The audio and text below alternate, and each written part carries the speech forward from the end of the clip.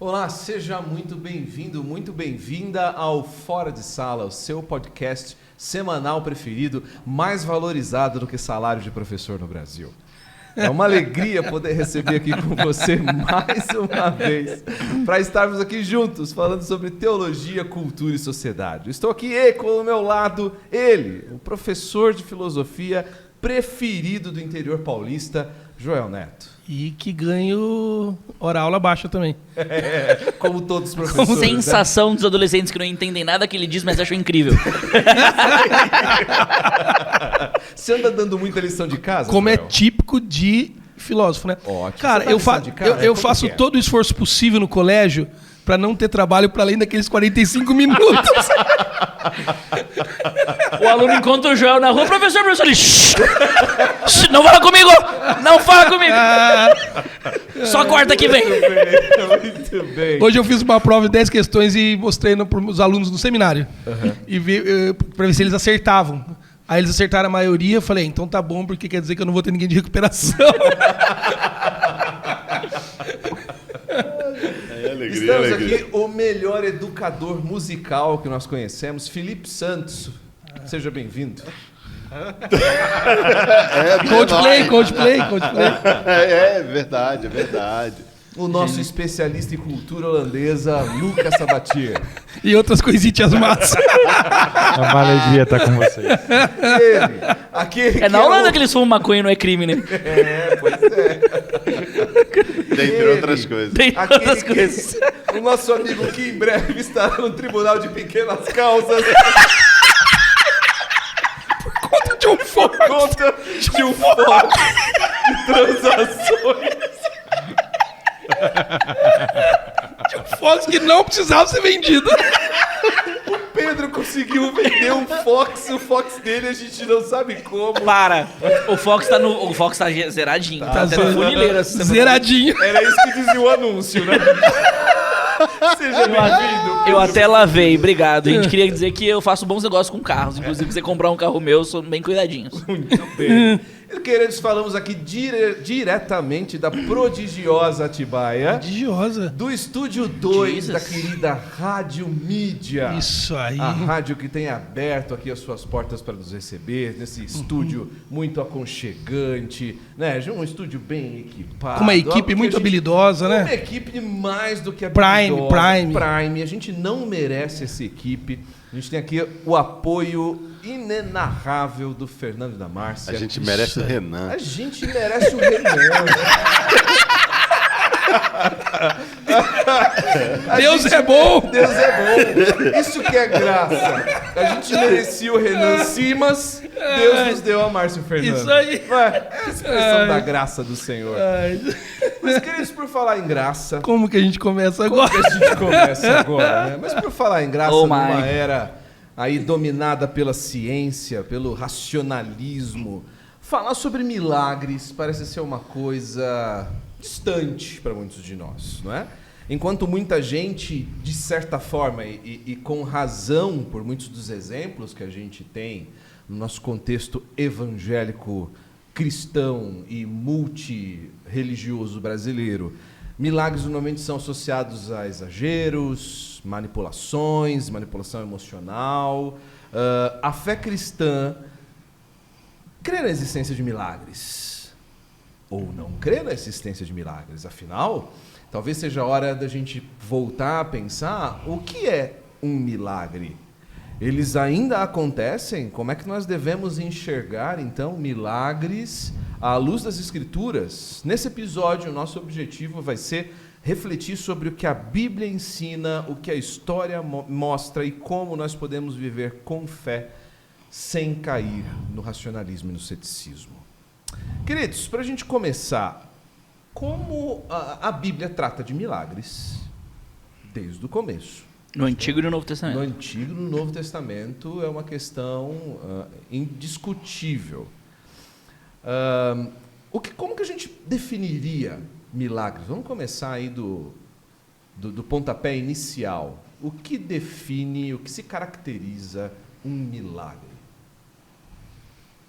Olha, de forma bem simples, um milagre é uma intervenção sobrenatural de Deus que contraria as expectativas naturais das coisas, né? A existência do milagre, ela é uma existência derivada da existência do próprio Deus, de um Deus que ele intervém e interage com a história, né? Deus criou o mundo, ele criou as leis naturais do mundo, ele criou maneiras como as coisas acontecem, seguindo os princípios da física, da biologia e tudo mais. E o milagre é quando Deus reverte ou ele faz algo que contraria a expectativa daquilo que é natural, daquilo que é comum. Quando Deus faz algo, e normalmente ele faz através de alguém, tá bom? O milagre às vezes pressupõe um agente intermediário disso, mas o milagre é aquilo que reverte, que substitui, que contraria a expectativa da aplicação simples das leis naturais no nosso mundo. Então, quando algo que deveria estar morto volta a viver, quando fenômenos naturais não seguem os seus cursos naturais, quando algo que não poderia acontecer simplesmente pelo desenvolvimento do processo do tempo, acontece de maneira inesperada. Isso é milagre. Uhum. E baseado nessa bela explicação do Pedro, a resposta para a sua pergunta inicial, a fé cristã fala de milagres, eu acho que a gente poderia dizer, ela é baseada no milagre. Ela é milagre, porque ela é a reversão da ordem natural. O conteúdo da fé cristã, ela pressupõe uma grande sequência de quantidade de milagres. Quando olhamos no Antigo Testamento, vemos muitos milagres. Desde as escolinhas bíblicas, nosso primeiro ano, a gente aprende sobre milagre. Mar Vermelho, grávida, mulheres inférteis que engravidam. Cajado em serpente, mão leprosa, água em sangue. Um monte deles. Principalmente no Antigo Testamento, pessoal, dá pra gente tentar encontrar uma linha ou uma razão para esses milagres serem evidenciados na história do povo de Deus? Sim, os milagres, eles têm... na Bíblia, acho que não só no Antigo Testamento, vamos pegar o Novo também. Os milagres, eles têm parece que eles têm um papel de validar a mensagem que está sendo proclamada em nome de Deus. Uma mensagem é dada, um milagre acontece, e isso serve para mostrar que Deus está falando a sério. Se você pegar em toda a história das Escrituras, você vai encontrar milagres de fora a fora, ações de Deus de fora a fora. Mas você vai encontrar somente 4 ocasiões em que Deus usa pessoas para fazer milagres. Moisés, o período do Moisés, no caso do Êxodo ali, da conquista, né? Moisés e Josué, o período do Elias e do Eliseu, o período de Jesus e dos apóstolos e o período das 2 testemunhas de Apocalipse. Esses são os 4 momentos em que você vê Deus usando pessoas, servos dele, para operar milagres, e esses milagres serviam para validar o ministério, a mensagem, a liderança dessas pessoas. Você pensou nisso agora de cabeça? Assim, ou você já tinha ensinado isso antes? Devo ter ensinado isso umas 1000 vezes já. Entendi. Essas coisas não você também fez agora um porque foi assim, muito bem construído, né? Eu falei assim, fora disso. Cara, cadê a anotação disso? Onde é que ele tá lendo? Cara, o Felipe é um monstro. Ele é absurdo, ele é absurdo. Não eu sou velho. É diferente. Quando você passa 17 anos ensinando a mesma coisa todo ano, você tem que memorizar, né? Mas em outros pontos da Escritura você vê Deus agindo. O que Pedro falou. Vê que a sua descrição, quando você estava falando todos aqueles pontos sobre milagre, eu achei que você estava falando da torcida do Vasco. Mas tudo bem. Não, mas lá nem Deus está intervindo mais. Cara, porque assim, como é que pode tanta gente acreditar em coisas que desafiam a lógica, a natureza, a criação? Vasco. Ser torcedor do Vasco é ser uma... Mas Vasco à parte. Então você vê... Nesses 4 momentos, Deus usando pessoas para operar milagres, esses milagres validando a mensagem dessas pessoas. Em outros momentos da Escritura, você vê Deus agindo poderosamente e anunciando, às vezes sem anúncio, outras vezes anunciando o que ele faria por meio de pessoas. Os profetas eram craques nisso, né? Eles simplesmente anunciavam o que Deus ia fazer. Não eram eles que faziam. Então, isso mostra para a gente que milagres existem na Bíblia. A Bíblia indica que milagres existem, milagres acontecem nesse mundo, eles são operados pelo Senhor para cumprir propósitos dentre esses propósitos, validar a mensagem daquele que está pregando, Mensagem daquele que ou está mensageiro? anunciando a mensagem e o mensageiro, mas em outros momentos simplesmente revelar a grandeza e a maravilha de Deus e deixar as pessoas assim, uau, incrível. Quando a gente chega nos evangelhos, Pedro, a gente tem Jesus realizando milagres em diversos momentos, né? A realização dos milagres que são apresentados, feitos por Jesus nas Escrituras, seguem de alguma forma essa lógica que o Felipe trouxe pra gente? Sim, os milagres de Jesus, eles têm pelo menos 2 propósitos muito claros. Eles são uma autenticação da pessoa de Jesus e eles são uma demonstração de que agora foi inaugurado a nova era da nova criação com a chegada do reino de Deus. E os milagres de Jesus, especialmente, diferente do que a maioria das pessoas pensa, eles não são somente atos de misericórdia de Jesus. Às vezes as pessoas falam assim, Jesus faz milagres porque ele vai passando pelos lugares, ele tem compaixão das pessoas, ele reverte a situação difícil de desgraça que elas têm. Essa, inclusive, vai ser a compreensão que o movimento academicamente chamado de liberal vai ter sobre os próprios significados do milagre de Jesus. O milagre de Jesus é uma demonstração de amor pelo próximo, uma reversão de um estigma social, uma transformação de uma estrutura da sociedade, e ali agora Jesus pega o leproso, que antes ninguém considerava ele como parte daquela comunidade, Jesus dá um abraço nele, isso é milagre. Ele reverte o estigma social e traz de volta esse cara para dentro da comunidade, né? Não, milagre em Jesus é uma demonstração de que Deus é com ele e de que Deus age através dele, seguindo essa linha que o Felipe pontuou, né? Jesus está em continuidade com o ministério profético do Antigo Testamento. Jesus é um profeta como Moisés, como Elias, como Eliseu, da mesma linhagem. Deus age poderosamente. Credenciamento da mensagem e do mensageiro. Credenciamento da mensagem e do mensageiro. Agora, o segundo elemento nos milagres de Jesus, além de autenticar sua própria divindade, é que os milagres de Jesus, eles, em quase todos os seus aspectos, eles são reversões das maldições da queda. Então, quando a queda afeta a criação como um todo, e o homem agora está em inimizade com a criação, e ele sofre na mão dela, Jesus aparece colocando os ventos no seu lugar. E ele subjuga a criação. E ele mostra que agora chegou aquele que pela sua voz criou, e pela sua voz agora recria e domina sobre ela. Quando Jesus, por exemplo, ele cura, ele reverte a maldição do pecado, que é a existência de doença no mundo. E Jesus tira do corpo aquilo que é consequência do pecado, da própria deteriorização da humanidade. E o grande ápice dos milagres de Jesus é a ressurreição. Quando Jesus ressuscita pessoas, ele mostra que agora a morte não tem mais a última palavra, e a consequência final do pecado, que era a morte, agora deixa de ser a última consequência, e Jesus mostra que existe algo além do que a consequência do pecado ser a morte. Então, os milagres de Jesus são uma demonstração de que Jesus é Deus, age da parte de Deus, de que Deus está com ele e que ele tem a sua identidade divina. Mas os milagres de Jesus também são uma demonstração de que aquilo que ao longo de muitas eras foi resultado da morte, agora chegou um novo momento da história em que a morte não tem mais a palavra final.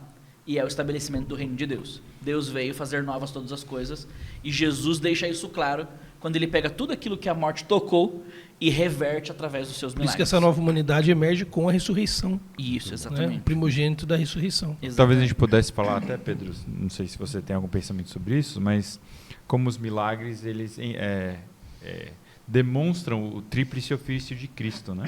Então, como profeta, você tem a mensagem dele sendo ratificada e confirmada, né? Por aquilo que ele faz, né? Ele é o Deus encarnado, né? Mas você tem o aspecto do reino. Então, quem é esse a quem os ventos obedecem? Exatamente. Né? Então, ele manda sobre os ventos e ele manda sobre a morte. Né? Ele reina sobre os ventos e a morte. E é interessante que toda vez que Jesus faz milagres, ele normalmente pronuncia algo em direção. A gente pode, não sei, talvez a gente pode colocar o exorcismo dentro da categoria de milagre, mas Jesus está sempre dizendo algo. Jesus fala ao vento. Né? Jesus fala aos mortos. Isso. Jesus fala ao doente. Né? E isso mostra a autoridade do próprio Deus, que quando Deus fala, Deus cria, Deus faz. E por último, você tem o ofício sacerdotal. Porque ele purifica, ele perdoa, Isso, ele cura o leproso, quando o leproso tocava em alguém, a impureza do leproso era transmitida. Em Cristo, o oposto acontece, a pureza dele purifica o leproso. Né? Exatamente. sei lá, você pode pensar em outras ocasiões onde essa pureza, esse perdão é estendido, né? E em todos os aspectos, em todos os milagres de Jesus, nós vamos ter, em alguma medida, algum eco do Antigo Testamento acontecendo, como, por exemplo, quando Jesus multiplica pães, e Jesus está no deserto. É engraçado que Mateus mostra Jesus multiplicando pães 2 vezes, né? Numa diferença de 2 capítulos. A primeira vez que Jesus multiplica pães, ele está dentro do território de Israel. E Mateus faz questão de dizer que eles estão num lugar deserto. E ali Jesus multiplica pães e ele mostra que ele é Yahvé, o provedor, de novo. Assim como Deus proveu no deserto, Jesus agora provê para Israel. Ele é Yahvé em carne e osso, trazendo pão de novo para o seu povo. Só que dentro do propósito do Evangelho de Mateus, que mostra que o Messias de Israel é o Messias do mundo, você vai ver 2 capítulos depois de um diálogo com uma mulher de outro povo, Jesus multiplicando pão de novo agora para além das fronteiras de Israel. Porque ele não é somente o Yahvé que provê para Israel, ele é o Yahvé que provê para o mundo. Ele surge na história para suprir as necessidades do mundo todo. E a gente enxerga isso no Antigo Testamento, quando os milagres de Elias e Eliseu tocam para além das fronteiras de Israel. Então a gente vê inclusive Jesus nos seus milagres, demonstrando que o ministério de Jesus e a pessoa de Jesus, embora seja mistério, no sentido teológico da palavra, também está em continuidade com aquilo que Deus vem fazendo ao longo de todo o tempo, ao longo de toda a história da Bíblia. Então, entendendo essa correlação entre o milagre e a mensagem, no aspecto profético, eu posso dizer que ele multiplica o pão para, de alguma maneira, apontar para o fato dele ser o pão da vida que sacia para a eternidade. Essa é a interpretação que João faz do fato. Então, Essa é a maneira como João leu, lembrou e foi impactado então por quando essa ele situação. cura o leproso, ele está apontando para uma mensagem de que ele é a pureza que vai curar a minha impureza. Ou que Ele- só quando ele- vem através dele. Quando ele ressuscita o morto, ele está apontando para o fato de que é ele quem é a vida e a ressurreição que me dá a nova vida. Exatamente. Quando Né? ele Então, transforma água em vinho. Isso, Então, ele é a purificação da nova aliança. Da nova aliança. O Vern Poitras, professor no seminário de Westminster, escreveu um livrinho, a Vida Nova publicou em português, chama Os Milagres de Jesus, um livrinho de capa verde. Chega a ser repetitivo no final, mas ele lida com praticamente todos os milagres de Mateus. E a tese do Poitras é exatamente essa. Os milagres, eles têm um caráter profético e proléptico. Eles apontam para frente. Aquilo que Jesus há de fazer no final, na sua morte e ressurreição. E aí a tese do Poitras é a seguinte, né? Quando você olha para um milagre de Jesus, você tem um gostinho do que é a redenção. Tudo que o milagre traz em termos terrenos e momentâneos, a morte e a ressurreição de Jesus traz de maneira plena e final e espiritual para aqueles que experimentam da união com Cristo. Uma espécie de tipo. Isso, é maravilhoso. o Poitras, ele é muito dependente do movimento do Edmund Clowney, né, da pregação redentiva, né? É. Ele vai dizer exatamente isso. O Isso é lindo milagre nas escrituras, um né? tipo do milagre final, que é o grande milagre da ressurreição de Cristo, exatamente. Muito bem. Muito embora a gente esteja fazendo essa levante teológico das aplicações dos milagres, a gente sabe que os milagres foram reais e ocorreram, foram eventos onde Jesus interferiu naquela realidade de maneira miraculosa. A grande pergunta que a gente tenta levantar hoje é o seguinte: ok, Jesus operou esses milagres lá, nós cremos nisso, mas nós ainda podemos esperar milagres hoje? Deus continua operando milagres no seu povo e fora do seu povo? Eu acho que na definição do Felipe, não. Não, qual, me Não, lembra?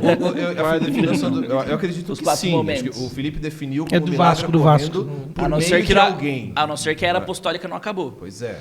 De- O Felipe estava definindo mas ele o milagre falou- por meio de alguém. Foi Exato. isso. Foi Isso.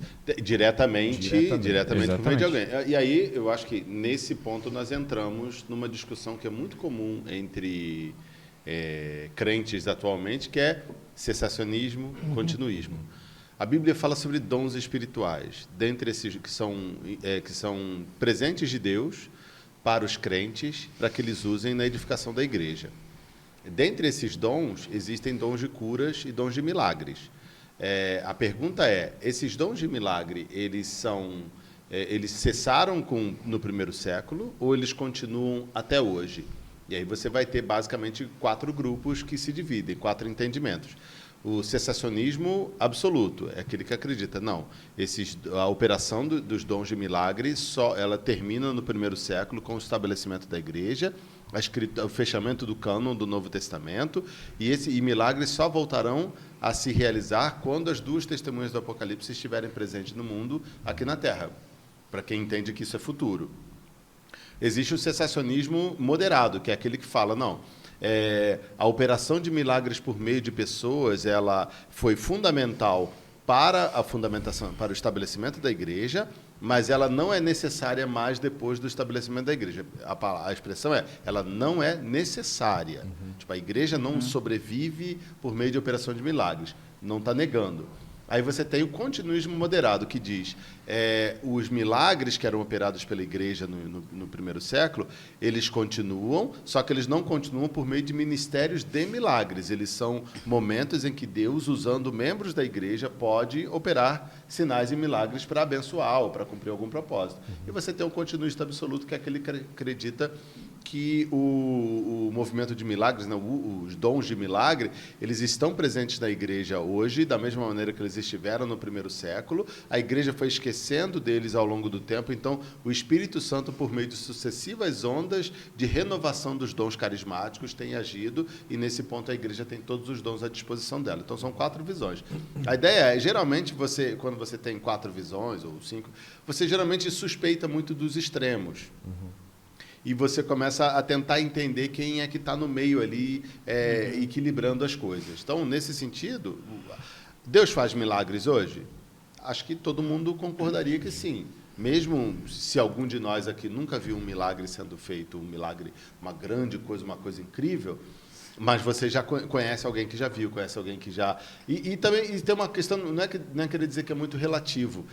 A nosso conceito de milagre é que, às vezes, não é muito claro. Pensa assim, uma pessoa que... Alguém aqui... Nós conhecemos pessoas assim, que eram viciadas em drogas. E aí essa pessoa se converteu e ela simplesmente parou de usar drogas. Cara, se a gente parar para pensar na quantidade de processos que tem que ocorrer no organismo de uma pessoa para isso acontecer de uma hora para outra, não tem explicação humana. Não há força de vontade que resolva isso. Isso é um milagre. Tem uma música da Lagoinha que é até bem legal, a da Ana Paula Valadão, que diz... Meu Deus. Cara, o educador musical, vocês Meu Deus. Eu acho que a música Deus dela, de milagres. o meu Deus é um Isso Deus é de Bispa Sônia. milagres. Não, eu acho que essa música ela exemplifica bem. Não o meu há Deus é um limites Deus de milagres. Não há para limites para o seu poder agir. Ele move o impossível. Para ele nada é tão difícil. E o maior milagre ele já operou em mim. Eu prefiro ir o para a maior Holanda, milagre viu? ele quer operar em ti. Que é a ideia de que Deus continua fazendo milagres. A pergunta é, ele levanta pessoas específicas para terem ministérios de milagres, ou ele, nesse momento, opera milagres, usa a igreja como um instrumento dele, e ele vai operando a igreja e fazendo com que a igreja mostre para o mundo que aquilo que aconteceu foi Deus que fez. Naquela visão, naquela perspectiva teológica que eu apresentei no começo, nós estaríamos mais inseridos nesse campo. Deus não tem ninguém com um ministério de milagres. E pelo menos eu não acho que não. Mas quando ele opera um milagre, ele usa a igreja dele para mostrar para o mundo, está vendo o que Deus fez? Você está dizendo, então, perdão, que Deus pode curar, mas não existe alguém com o dom da cura. Ou que tem um ministério específico para isso. Tá. A gente vive num tempo, talvez seja até importante a gente mencionar isso, onde o ceticismo é dominante. É isso. Nós naturalizamos tudo, né? Então não existe, a gente tem muita dificuldade em crer em qualquer coisa que esteja além do natural, daquilo que a gente pode observar. Os avanços científicos que a gente usufruiu nos últimos séculos aí Nos deixou céticos. Nos deixou céticos. Por quê? Porque a gente testa causas e consequências e tenta atribuir motivos de causalidade, né? Nexos de causalidade diretos e que explicam as coisas. Eu não preciso mais acreditar numa intervenção divina para tantas outras coisas, ou para tantas coisas que antes só se explicava pelo divino. Eu li, inclusive, esticando um pouco isso para você poder concluir, alguém que falava, inclusive, essa semana sobre o próximo temor que a gente tem da morte. A morte hoje, por conta de todos os tratamentos científicos que a gente tem, de todas as intervenções científicas, para muitos ela já não é uma realidade que aterroriza tanto. Sim. Achamos o elixir. A gente chama o elixir da juventude, a gente prolonga a nossa vida. Né? Então, de certa forma, nós perdemos o encanto. Né? O mundo encantado, aquele mundo mágico. O espanto. O espanto da do filosofia, encanto, né? o encanto que permeia a realidade, que explica aquilo que é inexplicável, Que a gente não presta mais atenção Secularizamos tudo. nisso. E a gente simplesmente presume que existam outras causas naturais que vão explicar isso lá na frente e ponto. Uhum. Né? E ponto. Mas a partir do momento que eu digo, no princípio criou Deus os céus e a terra, e tudo o que existe em Deus, então nada é impossível. Nenhuma intervenção é grande demais para esse Deus. Porque se a realidade, Está subjugada a ele? se essa natureza criada é criada, tudo é possível. Que Qualquer legal. intervenção é possível para esse Deus. Nada é grande demais para ele. Né? Talvez a gente possa até trabalhar a distinção entre a providência, que tem a ver com a intervenção natural desse Deus, e o milagre, de maneira correlata, como sendo a intervenção sobrenatural, ou que de alguma maneira mexe ali, intervém nas leis naturais, nas regras, na gramática da existência. Né? Mas, de qualquer forma, a gente tem um Deus que é atuante e ativo na realidade. E se ele é ativo na realidade, tanto o natural quanto o sobrenatural, tem nele Muito a sua legal. causa eficiente. Né?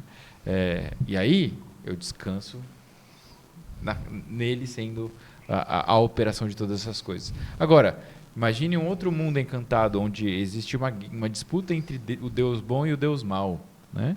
E eles operam essas forças. Aí você tem caos. Uhum.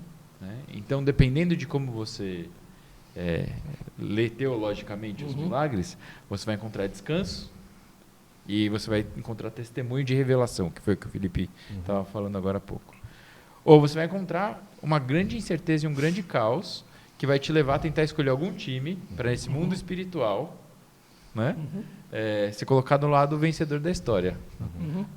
O que significa que esse Deus bom, que é a causa eficiente, caso ele não faça aquilo que você espera, não significa que ele está fazendo. Exatamente. Ele é bom, ele está agindo, não é esse caos. Agora, isso que o... E a prova disso é Jesus. Jesus. A prova disso é Jesus. Porque a encarnação é o maior dos milagres da história.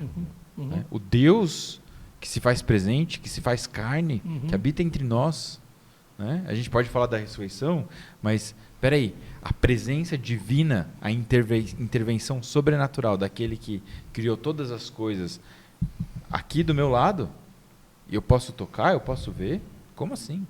Né? Sim. Não existe, Se a gente pensar não em existe termos da- choque maior do que Se a esse. gente pensar em termos da própria cristologia, o grande milagre da natureza de Cristo é a encarnação.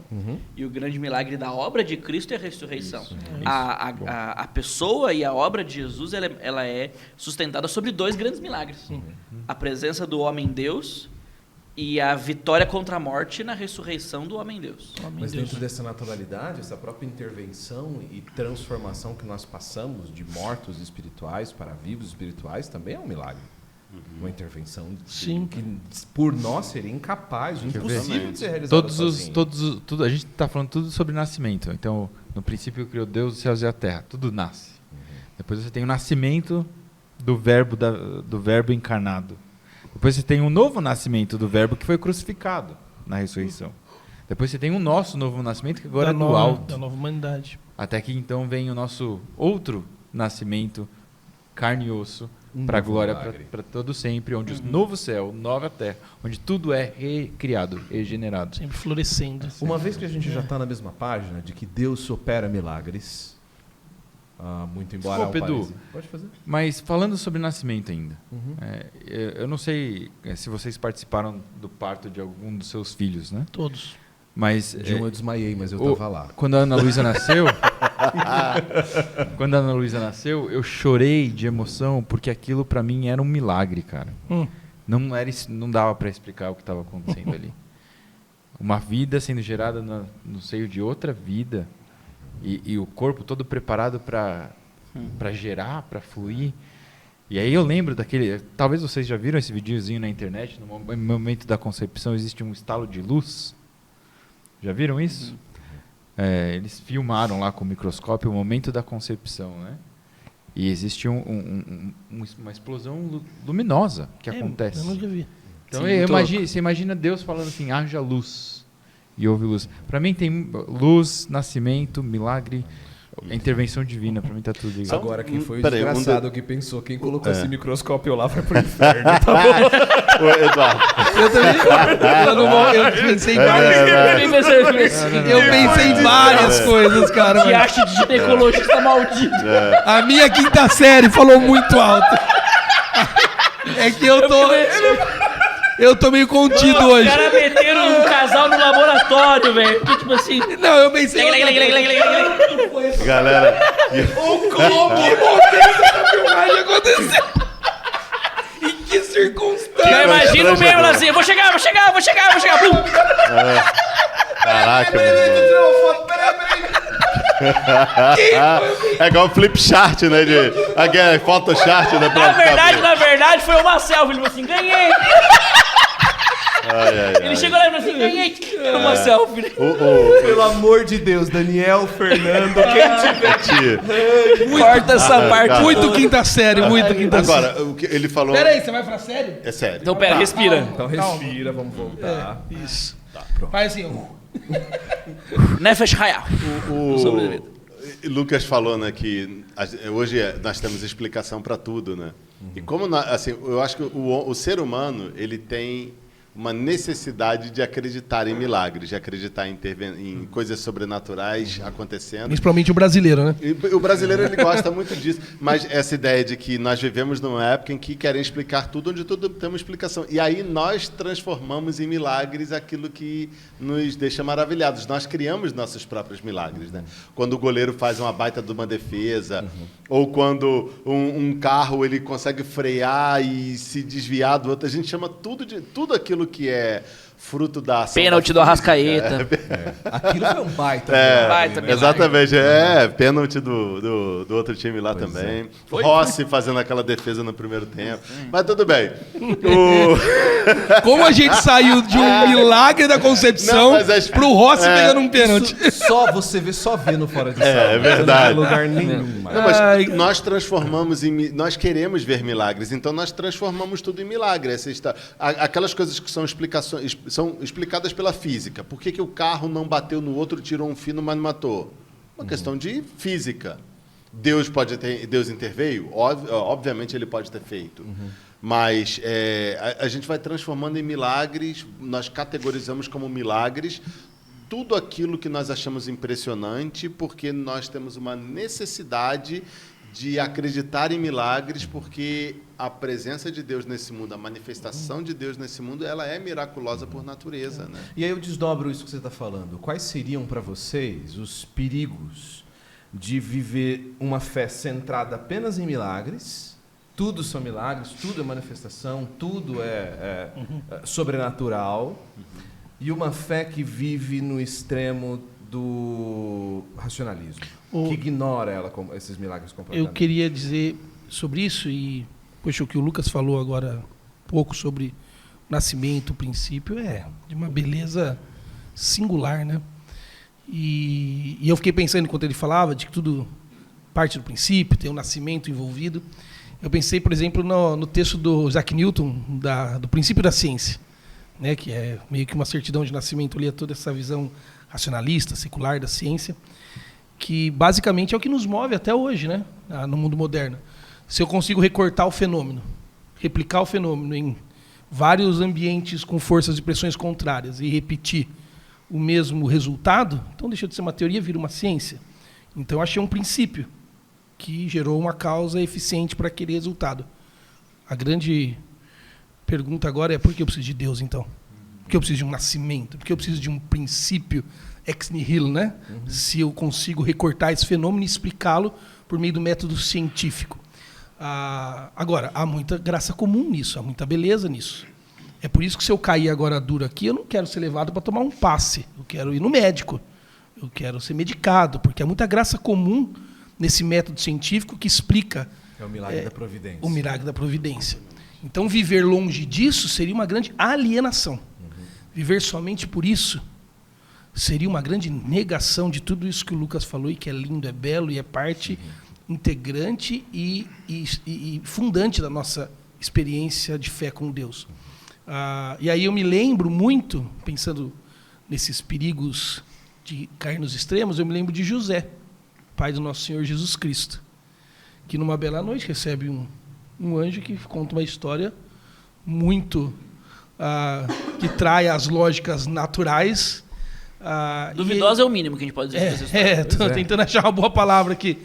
E José, como um homem piedoso que era, simplesmente decide aceitar que as coisas não serão naturais, serão sobrenaturais. Só que ele sai de lá para quê? Ele sai de lá para o ordinário. Ele sai de lá para tomar a sua jovem noiva como esposa e cuidado que no ventre dela está sendo gerado pelo Espírito Santo. Então ele recebe um homem que até então estava decidido a abandonar Maria, decide agora aceitar que um anjo veio falar com ele e propor uma história mirabolante. Ele decide aceitar o sobrenatural, mas o próximo passo de José é abraçar o ordinário.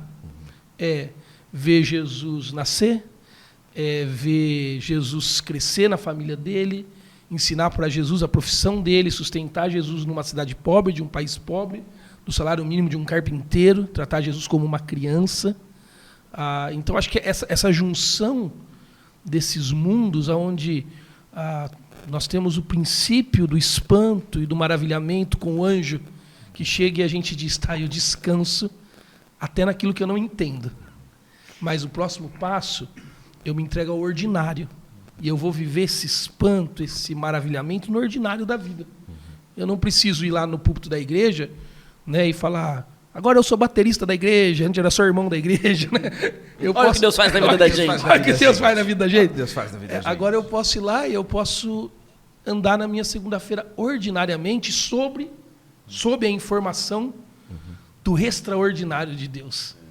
Vai nascer no ventre de Maria o Deus em carne humana. Isso, acho que para mim é o imbricamento dessa coisa que não nos deixa nos extremos. Esse imbricamento me lembra sempre a história da Tish Warren, né? Onde ela reflete sobre a ansiedade dela. Lembrando essa junção do natural e do antinatural, do novo natural. Ela fala como é que o meu coração que anseia pela eternidade não consegue ansiar pela minha água esquentar no fogão ou alguns minutos de trânsito, né? Acho que isso lembra pra gente realmente desse sobrenatural que impacta o nosso natural cotidianamente. Né? Extraordinariamente comum. Né? Extraordinariamente comum. Eu acho que, inclusive, quando a gente se coloca dentro desses dois polos, né, a vida extremamente racionalista e a vida extremamente pautada pelo sobrenatural, ela é, no fundo, uma compreensão ou um relacionamento com uma compreensão descompensada de Deus. Boa. Bom. De um Deus que é tanto o Deus da providência quanto o Deus da imanência. De um Deus que é tanto o Deus que governa e tem a história sobre as suas mãos, do Deus que, quando interage com a história e entra no tempo, põe o dedo no momento específico onde ele quer. Né? Então, eu acho que quando eu tenho um Deus que é dono de tudo e interage com a história ao mesmo tempo, que nada o pega de surpresa, mas ele se faz presente, como no próprio caso da encarnação, eu tenho que aprender a viver em equilíbrio com esse Deus. Com Deus que pode meter a mão a qualquer momento, com Deus que pode, nos seus decretos, ter dito que, por meio da oração, coisas vão acontecer, mas também com Deus de que já determinou tudo aquilo que deveria acontecer desde o início e é soberano e bom apesar de tudo isso. É o Deus que governa. Ele escolhe não agir. Isso. Inclusive, Até quando quando eu oro por um milagre, eu aguardo um milagre não vem. É o Deus que governa as leis naturais sem ter problema de desgoverná-las a seu propósito, sem perder o governo delas. Ele faz como ele quer fazer. É porque elas são criadas. Repete isso. É o Deus que governa sobre as leis naturais sem ter problema nenhum em desgoverná-las para o seu propósito e sem perder, enquanto faz isso, governo sobre elas. Precisa líteres, hein? Sol parar em Josué. Isso. Pois é. Sol parar em Josué. Isso. Boa. Não sei se vai querer dizer que o sol não parou. Não, Falou é mesmo. impressionante. É impressionante, né? Não sei, vai ter uma galera no Antigo Testamento. Dominar sobre a tempestade. Dominar sobre a tempestade, É. exato, né? Isso. Andar sobre as águas. Isso Juntar é totalmente. moléculas. O milagre preferido dos holandeses, transformar água em vinho. Achei que Dos era grama. neocalvinistas. Achei que era grama em fumaça. Fumaça. Achei que era grama em fumaça que eles gostavam de transformar. Presença. Queridos, depois dessa... Vamos para a Holanda, vamos para a Holanda. Ó, É que sabe que os teólogos neocalvinistas, eles são pactualistas, né? Então eles têm uma saudade do tabernáculo. Eles fazem fumaça a todo momento. uma coisa que Elevar assim, o aroma suave ao milagres Senhor. acontecem. Pedro vendeu o Fox dele. Isso é um Ah, milagre. é um milagre, é um Isso milagre, é um E sabe qual que é o milagre. maior milagre? Ele falou que a compradora tá de boa. Isso é um grande milagre. Ela não recebeu o Fox ainda. Milagres acontecem. O técnico da seleção novo. Cara, esse é um baita milagre. Baita milagre, baita cara. milagre de 5 milhões de reais, né, amigo? Gente, não, mas ó, Cara, que o milagrão, Vasco acabou de ganhar de assim. 3-0 de um time qualquer. Isso. Não, mas esse milagre faz parte da providência, porque o INSS tava roubando dinheiro dos velhinhos há um tempão. Mas, cara, o Lu é genial, mano, sério. Há um tempão a gente tava, na verdade, fazendo um caixa da CBF. Porque agora, mano, o Ancelotti veio, a gente vai ganhar a Copa e ninguém nunca vai lembrar que o INSS roubou. Mas nós devolvemos o dinheiro pra um velhinho. Exatamente. Que já era milionário, né? Coitado do Lucas. O Lucas tá assim, tipo, meu Deus. O Lucas tá Estragaram pensando, o volte episódio. pros holandeses.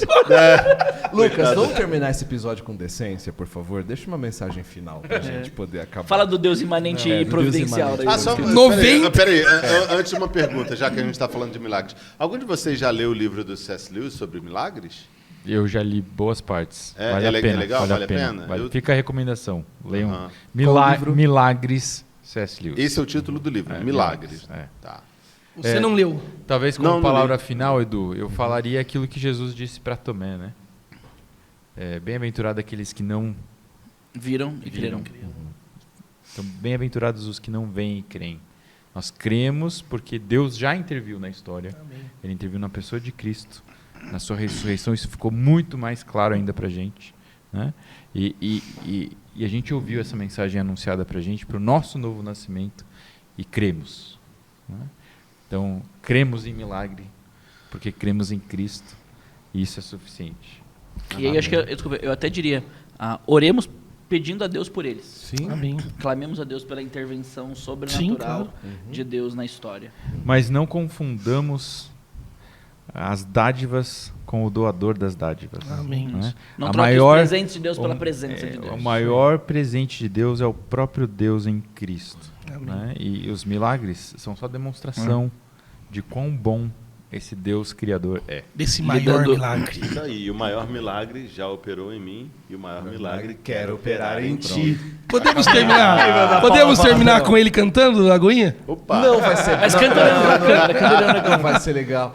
Gente, eu quero E o Pedro agradecer- tocando flauta. O Pedro tocando flauta no final. No Fox. No Fox.